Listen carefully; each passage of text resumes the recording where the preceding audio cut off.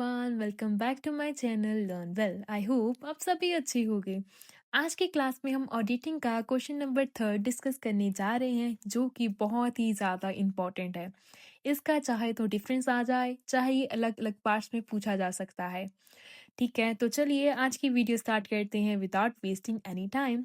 और हाँ, अगर आपने अभी तक मेरे चैनल लर्न वेल को सब्सक्राइब नहीं किया है तो जल्दी जाके इसे सब्सक्राइब कर लीजिए, या फिर आप इस चैनल पर नए हो तो भी आप सब्सक्राइब कर लीजिए और बेल आइकन को प्रेस करना बिल्कुल मत भूलना, ताकि आपको फ्यूचर वीडियोस का अपडेट टाइमली मिलता रहे। तो चलिए आज की वीडियो स्टार्ट करते हैं। आज की वीडियो में हम डिस्कस करने जा रहे हैं question write a note on internal check. B part है इंटरनल ऑडिट और सी पार्ट है इंटरनल कंट्रोल। सबसे पहले हम देखेंगे कि इंटरनल चेक होता क्या है। इंटरनल चेक का मीनिंग देखते हैं।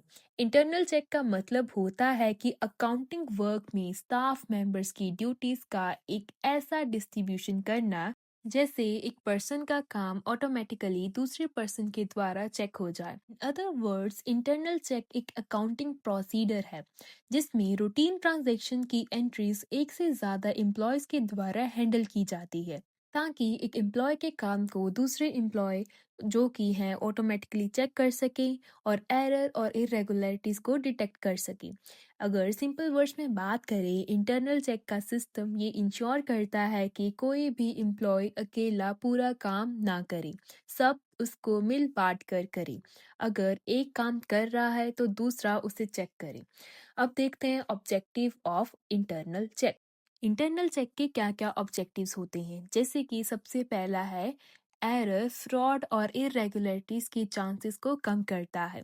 सेकंड है कैश और गुड्स का मिस अप्रोप्रिएशन होता है गलत इस्तेमाल को रोकना। थर्ड है हर क्लर्क को उसकी ड्यूटी और रिस्पॉन्सिबिलिटी असाइन करना, ताकि उससे अपनी गलतियों के लिए रिस्पॉन्सिबल ठहराया जा सके। फोर्थ है सारे बिजनेस ट्रांजैक्शन का एक्यूरेट रिकॉर्डिंग इंश्योर करना। फिफ्थ है ऑर्गेनाइजेशन के क्लर्क की एफिशिएंसी बढ़ाना। अगला ऑब्जेक्टिव है कि स्टाफ मेंबर पर मोरल इन्फ्लुएंस डालना, ताकि वो ईमानदारी से काम करें।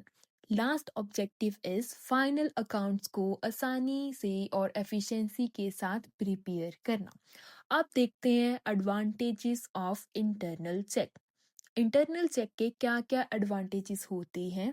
सबसे पहले है एडवांटेजेस टू बिजनेस। बिजनेस के लिए क्या फायदे होते हैं, जैसे कि सबसे पहला है प्रॉपर डिवीजन ऑफ वर्क। इसमें क्या होता है कि जो काम जो भी होता है उसको प्रॉपर तरीके से डिवाइड किया जाता है। सेकंड है fixation of responsibility. Responsibility clearly fix होती है कि किसने क्या काम करना है। थर्ड है greater efficiency of the staff. Staff हर काम को एफिशिएंसी से करते हैं। फोर्थ है इंक्रीज्ड अर्निंग कैपेसिटी। बिजनेस की अर्निंग कैपेसिटी बढ़ती है। फिफ्थ है early detection of error and fraud. गलतियां और फ्रॉड जल्दी से पकड़े जाते हैं इससे। नेक्स्ट है easy preparation of final account. Final accounts बनाना आसान हो जाता है इससे। लास्ट है truth and accuracy of accounting.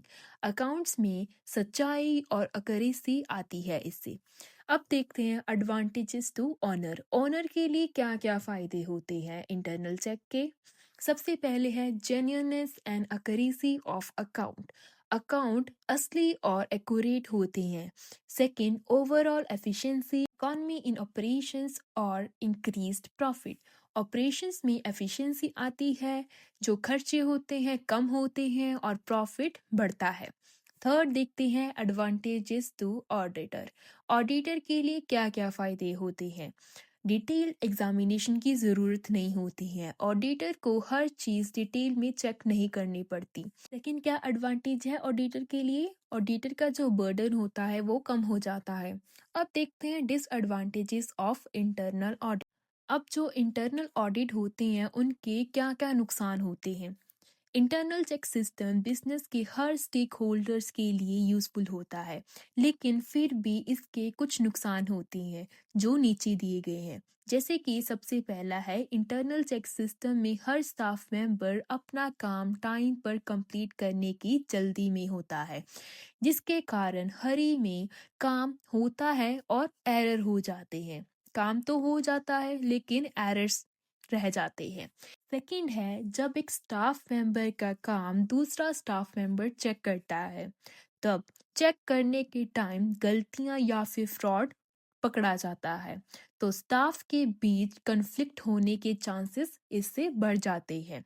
Third है, small organization internal check system use नहीं कर पाती, क्योंकि इसके लिए ज़्यादा स्टाफ चाहिए होते हैं, जो कि कॉस्ट इंक्रीज कर सकता है।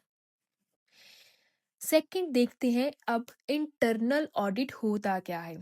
सबसे पहले क्या पढ़ा था हमने, इंटरनल चेक, कि इंटरनल चेक क्या होता है। अब हम पढ़ेंगे कि इंटरनल ऑडिट क्या होता है।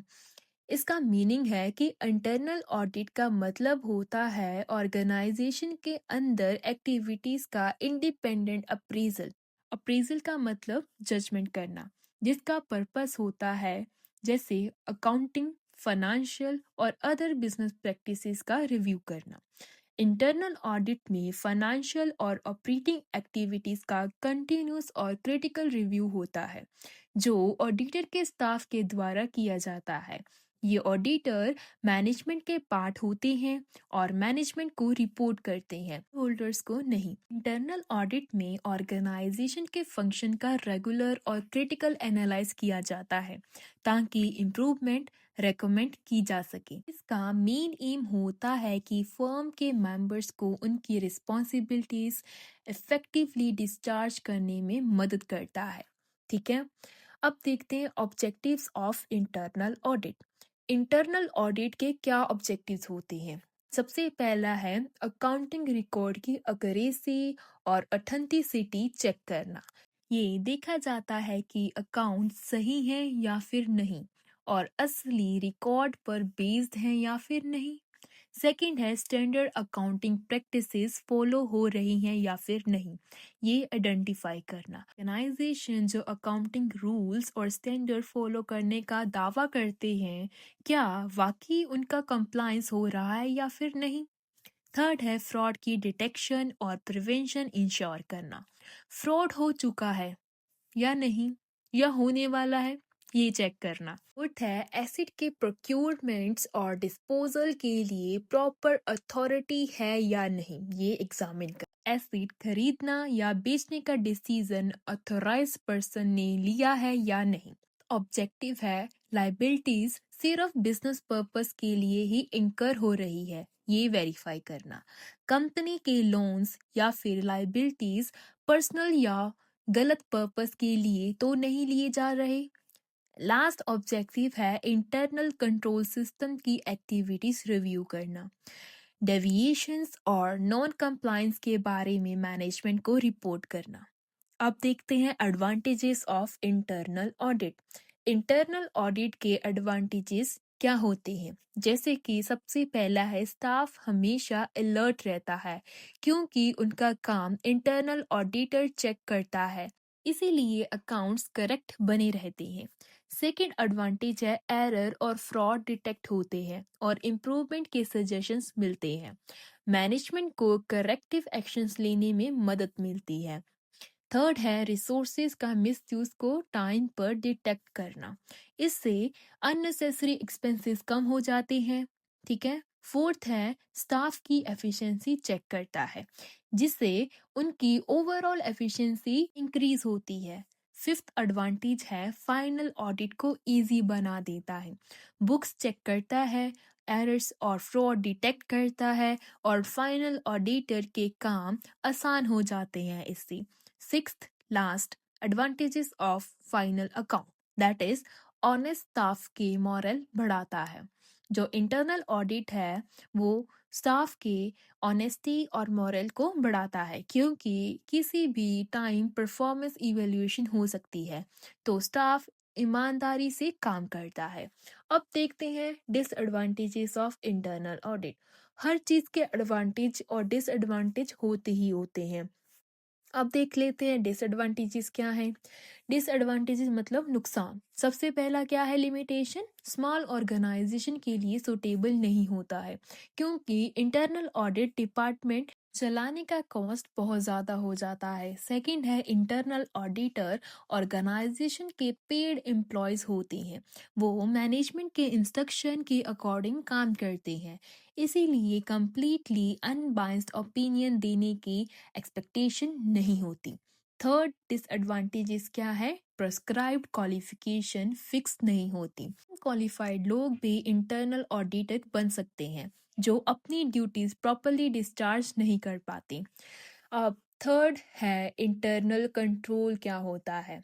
मीनिंग, इंटरनल कंट्रोल का मतलब होता है वो सारे मेथड्स और प्रोसीडर्स जो बिजनेस के द्वारा अडॉप्ट किए जाते हैं, जैसे कि प्रोडक्शन, डिस्ट्रीब्यूशन और पूरे सिस्टम, फाइनेंशियल और नॉन फाइनेंशियल को कंट्रोल करने के लिए। अगर इन अदर वर्ड्स बात करें, इंटरनल कंट्रोल का मतलब है बिजनेस के द्वारा यूज किए गए सारे मेजरमेंट जो एरर, वेस्ट और फ्रॉड सबसे बचाता है और अकाउंटिंग डेट की रिलायबिलिटी इंश्योर करता है। ठीक है, इसके फीचर्स देखते हैं इंटरनल कंट्रोल के। इंटरनल कंट्रोल के क्या क्या फीचर्स होते हैं, जैसे कि ये मैनेजमेंट के द्वारा अडॉप्ट किए गए ओवरऑल कंट्रोल होते हैं, मतलब पूरे बिजनेस पर मैनेजमेंट का कंट्रोल सिस्टम। सेकंड, इसमें प्लान, मेथड्स और प्रोसीडर्स शामिल होते हैं ताकि बिजनेस का ऑपरेशन पर इफेक्टिव कंट्रोल रह सके। थर्ड, इसमें internal check, internal audit, accounting system और एडमिनिस्ट्रेटिव कंट्रोल शामिल होते हैं। ये सब मिलकर इंटरनल कंट्रोल सिस्टम बनाता है। फोर्थ, ये मैनेजमेंट को उनके ऑब्जेक्टिव अचीव करने में मदद करता है। बिजनेस गोल्स होते हैं उनको फुलफिल करने में मदद करता है। Last but not the least, ये मैनेजमेंट को बिजनेस एफिशिएंटली रन करने में मदद करता है कि काम जो है वो स्मूथली और सिस्टमेटिकली तरीके से रन किया जा सके। अब देखते हैं objective of internal control.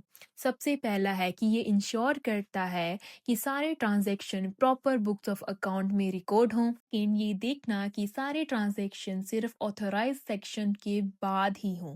Third, ये इंश्योर करना कि मैनेजमेंट की पॉलिसीज और डिसीजन प्रॉपरली इम्प्लीमेंट हो रही हैं या फिर नहीं। फोर्थ, का एफिशिएंट कंडक्ट इंश्योर करना। फिफ्थ, डिफरेंट एम्प्लॉयज के परफॉर्मेंस की एफिशिएंसी इवेल्युएट करना। सिक्स्थ, ऑर्गेनाइजेशन की एसेट को सेफ गार्ड करना। सेवेंथ, ऑर्गेनाइजेशन के इंटरेस्ट को प्रोटेक्ट करना। एट्थ, अकाउंटिंग रिकॉर्ड की रिलायबिलिटी इंश्योर करना। लास्ट इज एसेट की पीरियोडिकल वेरिफिकेशन इंश्योर करना। अब देखते हैं एडवांटेजेस ऑफ इंटरनल कंट्रोल। सबसे पहले है एडवांटेजेस टू बिजनेस। बिजनेस के लिए क्या क्या फायदे होते हैं, जैसे कि मैनेजमेंट को एक्यूरेट और रिलायबल डाटा मिलता है जिससे करेक्ट डिसीजन लेने में मदद मिलती है। सेकंड, ये इंश्योर करता है कि पॉलिसीज और प्रोसीडर फॉलो हो रहे हैं या फिर नहीं। थर्ड, ऑपरेशनल एफिशिएंसी को प्रमोट करता है और ऑर्गेनाइजेशन गोल अचीव करने में मदद करता है। फोर्थ, ऑर्गेनाइजेशन की एसेट को प्रोटेक्ट करता है और अकाउंटिंग रिकॉर्ड की रिलायबिलिटी इंश्योर करता है।